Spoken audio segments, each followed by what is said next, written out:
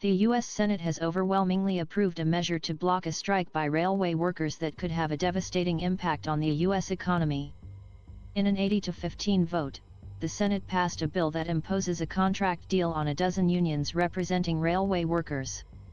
It was passed in an expedited vote as U.S. President Joe Biden urged lawmakers to act quickly to avoid a strike.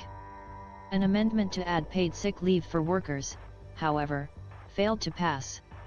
The bill was tabled in Congress after Mr. Biden cautioned that a strike by railway workers could have a significant economic impact that would hurt millions of other working people and families.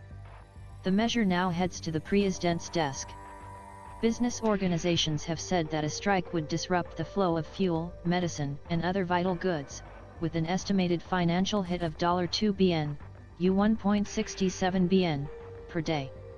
It would also disrupt commuter rail services for up to 7 million travelers per day. Without action from Congress, the rail worker labor stoppage would have happened as soon as December 9.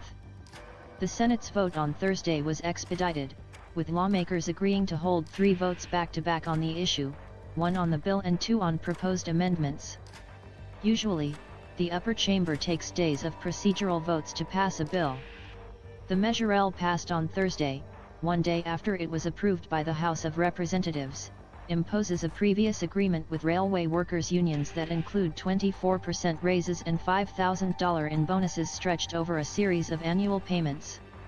Employees are also expected to pay a larger portion of their health insurance costs, but premiums would be capped at 15%.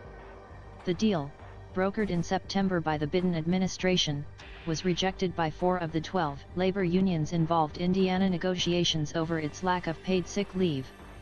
Senator Bernie Sanders proposed an amendment to the bill that would add 7 paid sick days for rail workers, but it was struck down in a Senate vote of 52-43, as it needed a minimum of 60 votes to pass.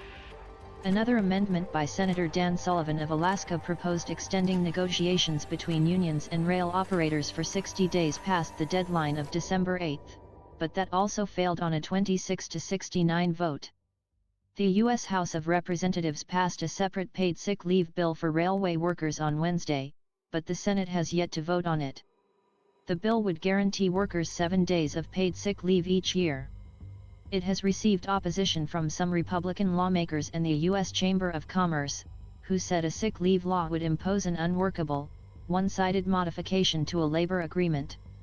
Paid sick leave became a contentious issue during prior negotiations, with the unions, which had previously expressed a preference for higher wages and strong disability benefits over sick days, arguing that the immensely profitable railroad companies could afford them with minimal impact.